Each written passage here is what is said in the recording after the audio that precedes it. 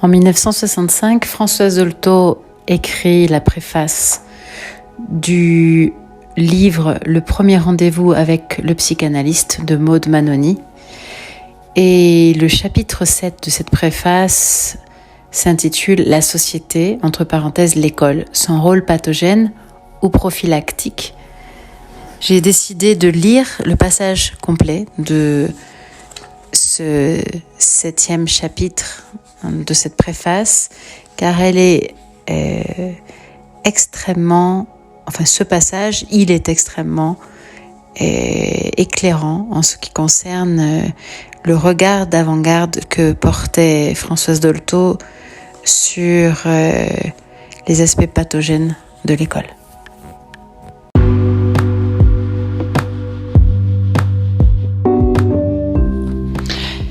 Literatura, psicoanálisis, proyectos sociales, políticos, humanos, artes, todos los temas son absolutamente bienvenidos en el podcast Just in Time desde que empezamos en marzo del 2020. Estamos en esta misma idea de continuar caminando mientras grabamos. Ahora agregamos un tema que es la astrología. No existen temas superiores, temas inferiores, y a veces tenemos invitados que son presentes, que están presentes hablando, o bien simplemente que están con una presencia simbólica muy importante. Bienvenido al podcast Just in Time.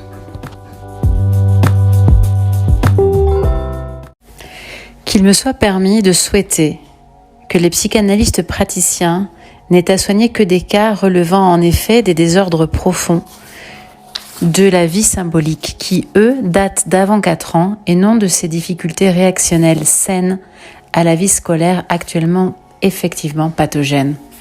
Je veux parler des réactions ou crises caractérielles saines d'un sujet occupé à résoudre des difficultés réelles nécessaires dans sa vie émotionnelle, personnelle et familiale et qui, momentanément, n'est pas intéressé à son rôle d'élève. Le drame pour les enfants en notre pays et dans son système provient du style d'instruction passive aux horaires et programmes obsédants et qui ne laisse point à chacun une marge d'accès à la culture. Les leçons et les devoirs, on l'oublie trop souvent, sont des moyens, mais non des fins en soi. Combien d'adultes, valables et créatifs, n'ont-ils pas connu des périodes, au cours de leur enfance, où leur scolarité ne les intéressait nullement, alors que leur esprit en éveil suivait momentanément un autre chemin qui, pour leur créativité, leur devenir social signifiait que leur liberté s'engageait déjà. Combien de troubles graves du caractère seraient évités si l'apprentissage des signes permettant la communication culturelle, lecture, écriture, puis celui des combinaisons arithmétiques, ne venait qu'après la conquête et l'épanouissement du langage véhiculaire parlé et de la motricité ludique libre, totalement maîtrisée. Les fourches codines des passages en classe supérieure basés sur des connaissances apprises et sur un âge officiel, interférant l'un avec l'autre, sont les plus absurdes conditions de vie imposées à l'expression de soi. Or celle-ci, chaque être humain l'approuve comme une exigence vitale. Que d'énergies étouffées ou gâchées en pure perte et qui pourraient être laissées à leur jeu libre avec un système scolaire qui confirmerait, au lieu de l'infirmer, le libre accès aux initiatives et aux curiosités intelligentes des futurs citoyens qui les formeraient à une maîtrise pour eux-mêmes, à chaque instant chargée de sens, de leur capacité, à une mise en ordre par et pour eux-mêmes de connaissances et de techniques acquises par désir et non par obligation ou par soumission perverse à la peur des sanctions et à des impératifs impersonnels. Je demande que les jeunes Français ne soient plus les esclaves de programmes impersonnels imposés et artificiellement parallèles, tel niveau pour le calcul correspondant à tel niveau pour la grammaire. Je demande que l'enseignement de la grammaire française ne vienne pas avant l'usage parfaitement acquis de la langue dans l'expression personnelle. Que l'enfant ne voit pas toujours son rythme d'intérêt contré à cause des limitations du temps consacré à telle discipline ou telle matière d'enseignement. Où en est maintenant l'ouverture à la musique, à la danse, à la sculpture, à la peinture, à la poésie? Où l'initiation à l'adresse et à l'harmonie des expressions corporelles créatives? La gymnastique aussi est programmée et le déroulement des mouvements obéit à des impératifs de performance chiffrés. Où est l'ouverture au sens des arts plastiques? Où se place même l'ouverture au sens esthétique de l'expression graphique ou verbale? Où sont les causeries en commun, où chacun parle, écouté par le groupe, de ce qui l'intéresse, en intéressant les autres et en y prenant conscience de son insertion sociale, personnelle? Dans combien de classes, si les enfants étaient autorisés à sortir à leur guise, resteraient-ils assis 1 heure à se taire et à écouter ou à faire semblant? C'est là où se fausse le sens de la vérité du sujet en société et où les énergies formidables qu'un enfant peut développer pour sa culture et son instruction, si ses motivations l'animent, sont pratiquement étouffées au nom du bien des autres pour être théoriquement dirigées, alors que rien n'entretient la source des motivations ni l'originalité du sujet à la recherche de sa joie. Le désir ne se commande pas. Ce qui est grave, c'est que si les enfants d'aujourd'hui acceptent de moins en moins ce mensonge mutilateur de leurs forces vives et vont grossir les rangs des dyslexiques, dyscalculiques et retardés scolaires, ce sont alors les parents qui, par angoisse de l'avenir, veulent imposer la lèpre des devoirs forcés, des leçons ingurgitées, se parent des bonnes places de l'enfant, se dépriment de ses mauvaises notes. Devant les carnets assignés tous les samedis, on se dirait au tiercé. Ce désir des parents, imposé au nom de la société, l'école c'est la société, l'au-delà du familial oedipien, empêche le dégagement instinctuel des parents à l'égard de leurs enfants et réciproquement, aggravant ainsi le tarissement à la source des possibilités culturelles vraies. Pourquoi notre système d'initiation des citoyens à la culture et à la vie sociale, je veux dire notre système scolaire, obéit-il à des méthodes ou à des impératifs totalement étrangers à l'hygiène affective et mentale des êtres humains? Pourquoi des enfants arrivant sains de corps et d'esprit, il y en a beaucoup, à l'âge de 3 ans à la maternelle, sont-ils si souvent traumatisés et si souvent appauvris de la spontanéité créatrice qui est l'essentiel de l'être humain, pour se voir déguisés en robots, disciplinés et tristes, apeurés devant les enseignants qui devraient être à leur service? Il y a eu ici une note en pied de page de l'éditeur qui dit « Ces réflexions sur l'enseignement dont le propos déborde largement l'étude de Maud Manani expriment l'opinion personnelle de Françoise Dolto. Cette opinion ne sera sans doute pas partagée par tous les éducateurs, mais les convictions sur lesquelles elle repose méritent certainement qu'on y réfléchisse. » Pourquoi encore gays et communicatifs à 6 ans? Il y en a beaucoup. La classe doit-elle les obliger à se taire, à rester assis immobiles comme des choses ou comme des animaux dressés, et surtout leur enseigner de force au nom d'un programme ce qu'ils n'ont pas encore eu envie de connaître, la lecture, l'écriture, le calcul? Pourquoi doivent-ils solliciter d'un adulte l'autorisation de s'isoler, de s'absenter pour satisfaire des besoins naturels dont nous savons très bien qu'il les temporiserait, de même si l'occupation à laquelle ils s'emploient en classe les intéressait? Pourquoi le sentiment de la valeur intangible de la personne humaine, là présente, originale et libre en chaque enfant, respecté en lui-même indépendamment de son appartenance familiale, n'est-il pas le mobile des moindres attitudes du maître à l'égard de chacun? Et par exemple, ainsi donné, inculqué à tous. Pourquoi l'école n'est-elle pas pour tous les enfants le lieu de joie et le refuge où ils trouvent le repos des tensions familiales, la confiance en lui, un milieu social vivant, une occupation attrayante? Avec ou sans parents perturbés à partir de 7 ans, la place de l'enfant n'est plus en famille mais dans la société, à l'école, place non privilégiée mais respectée du seul fait qu'il est un citoyen.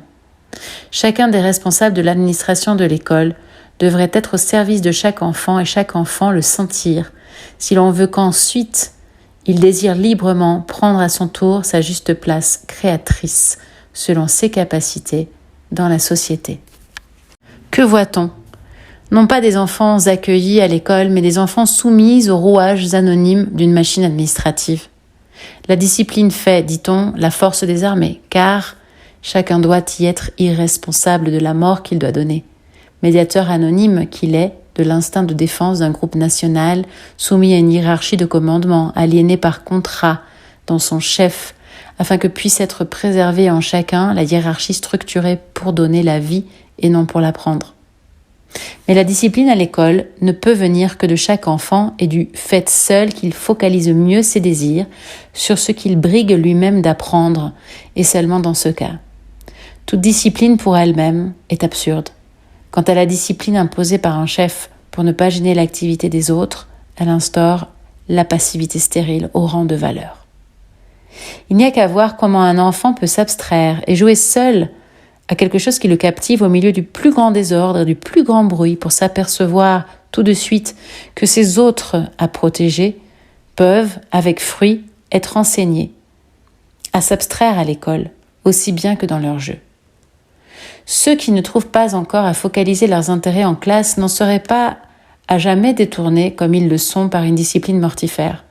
En effet, la scolarisation obligatoire, géniale ordonnance qui pourrait, pour tout enfant sain, à partir de 3 ans, le conserver créatif et le dégager de ses épreuves d'Oedipienne en soutenant ses capacités de sublimation au jour le jour, en soutenant ses échanges avec le groupe et son accès à la culture, cette scolarisation obligatoire est devenue une entreprise de dérythmage, de compétition exhibitionniste, de mutilés bien ou mal compensés. L'adaptation scolaire est maintenant, à partir de très rares exceptions, il faut le dire, un symptôme majeur de névrose. Cela ne veut pas dire que l'inadaptation soit à elle seule un signe de santé, mais c'est parmi les enfants et les jeunes qui se rangent sous cette appellation qu'on rencontre, hélas, les citoyens actuels valables. Le resteront-ils longtemps si l'ouverture à la culture ne leur est pas offerte par la société des adultes ? Les instincts sainement humains des jeunes, dégagés de même de l'obédience parentale dépassée, et détournés de l'enthousiasme à accéder à la culture, ne peuvent que les engager dans un grégarisme pulsionnel hors cadre. Comment assurer la relève des anciens qui, ne les respectant pas, leur inculquent l'irrespect d'eux-mêmes et de leur image future ? Dans les milieux aisés, le pouvoir d'achat dévolu par les parents permet l'accès aux distractions plus ou moins coûteuses, dont beaucoup prennent valeur culturelle, fort heureusement. Dans les milieux intellectuels, les valeurs culturelles que représentent les échanges extrascolaires avec l'entourage servent encore de compensation, sauf dans les cas de névrose parentale, à la carence culturelle scolaire.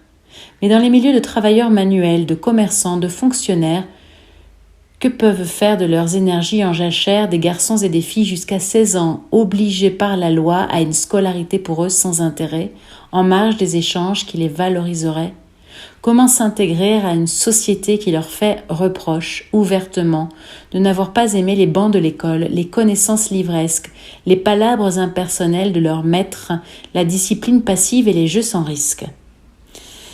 S'il peut m'être permis de parler ainsi dans une préface à un livre si remarquable qui souligne et illustre le rôle du psychanalyste, c'est que notre pratique nous convie à constater journellement des effets névrosants de la vie scolaire sur des enfants qui ont eu une structure personnelle, en famille saine et un Oedipe sainement vécu. Les assises de leur vie symbolique sont ordonnées et c'est leur créativité de garçons ou de filles arrivés au stade de la vie sociale qui ne trouvent pas à s'employer avec les désordres secondaires provoqués par l'école qui les amènent aux psychanalystes, désordres graves parfois à cause de l'angoisse réactionnelle de leurs parents.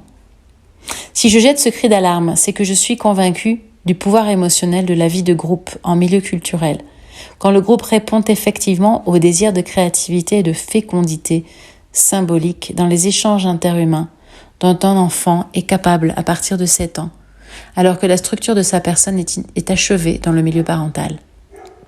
Je suis convaincue aussi, et j'en ai eu des preuves dans certains cas privilégiés, du pouvoir réparateur que pourrait avoir dans de nombreux cas la vie de groupe de 2 ans et demi à 7 ans, pour l'enfant soumis en famille à des influences morbides parentales, et cela sans qu'il ait à quitter son milieu initial. Mais pour cela, il faudrait que l'école dite maternelle réponde à son appellation et serve de prothèse aux imagos saines des enfants qui, en famille, ne trouvent que des supports carencés. Si le rôle du psychanalyste est de permettre à un sujet névrosé ou malade mental de trouver son sens, son rôle est aussi de pousser un cri d'alarme devant la carence publique éducationnelle, les méthodes et institutions scolaires souvent pathogènes, face aux carences et au rôle pathogène individuel de bien des parents du monde dit civilisé. La civilisation est un état qui ne se maintient que par la valeur de chacun de ses membres et par l'échange créatif entre eux. Il n'est pas nécessaire que la civilisation se paie de psychoses et de névroses dévastatrices de plus en plus précoces. Un immense travail de prophylaxie mentale doit s'organiser et ce n'est pas le rôle des psychanalystes praticiens. Mais ce travail ne peut pas s'organiser sans l'éclairage nouveau qu'apporte la psychanalyse au monde civilisé. Que pourrait-on faire à partir de l'âge conquis, pas avant 7 ans et variable pour chacun, de la possibilité d'accès à la culture pour ouvrir la voie à l'expression authentique des désirs des enfants dès la fréquentation scolaire, leur permettre d'acquérir la conscience de leurs valeurs personnelles, inséparables de la valeur d'appartenance à un groupe tout entier, leur permettre de s'exprimer, d'échanger avec leurs semblables leurs désirs, leurs projets d'apprentissage, d'exposer leurs jugements sur l'école, leurs maîtres, leurs proches, leurs parents, et de s'autonomiser dans l'accès à l'instruction personnellement motivée. Une expression assumée en confiance dans des entretiens libres entraîne avec elle une conscience de soi et de l'autre. Pourquoi chaque école n'aurait-elle pas un ou plusieurs psychologues sans aucun pouvoir exécutif ni législatif au service exclusif des entretiens libres demandés par les élèves eux-mêmes, désireux d'exprimer leurs espoirs, leurs épreuves, leurs doutes et sûrs de se sentir entendus, compris et soutenus, sans angoisse chez leur interlocuteur et sans complicité non plus, pour chercher eux-mêmes la solution de leurs difficultés. Il manque aussi à l'école, pour compenser la carence éducatrice de l'exemple reçu en famille, l'instruction formatrice sociale. Je veux dire que les enfants civilisés n'entendent jamais de la bouche de leur maître et jamais, si leurs parents ne la leur ont pas dite, faute de la savoir ou de juger bon de la leur dire, la formulation des lois naturelles qui régissent l'espèce humaine. Les lois de la paternité et de la maternité légale, les lois régissant les instincts naturels et leur commerce en société, l'interdiction du cannibalisme, du vol, du meurtre, du viol et de l'adultère. Or, ils baignent dans une société où, à part le cannibalisme, tous ces comportements délinquants sont proposés à leur observation. Personne ne leur dit la loi, les droits et les devoirs que leurs parents ont à leur égard, ni ceux qu'ils ont à l'égard d'eux-mêmes et de leurs parents. Si l'on questionne n'importe quel enfant de 12 ans, on s'aperçoit qu'il se croit démuni de droits civiques et qu'il est à la merci de tous les chantages à l'amour ou à l'abandon, alors que le législateur a formulé non seulement une déclaration des droits de l'homme, mais aussi une déclaration des droits de l'enfant. Combien d'enfants savent-ils le recours qu'ils peuvent légalement demander à la loi face à des parents absurdes ou abusant de leurs droits en mauvais maître ? Il y a là tout un champ qui paraît révolutionnaire et qui l'est en effet, mais qu'impose l'aggravation des troubles de l'adaptation sociale précoce et le sentiment poignant chez ceux qui sont soumis aux impératifs légaux d'une vie scolaire absurde, loin des réalités qui, pour un citoyen de 7 à 15 ans, valent la peine d'y consacrer son temps et son courage, d'y sacrifier son génie créatif d'enfant des hommes, des pauvres hommes dits civilisés qui ne savent pas respecter la vie qu'ils engendrent, ne savent pas ouvrir les voies de l'accès à la vérité aux générations qui leur survivront. Puisse ce livre de Maud Manoni éveiller le lecteur à ces graves problèmes. Françoise Zolto.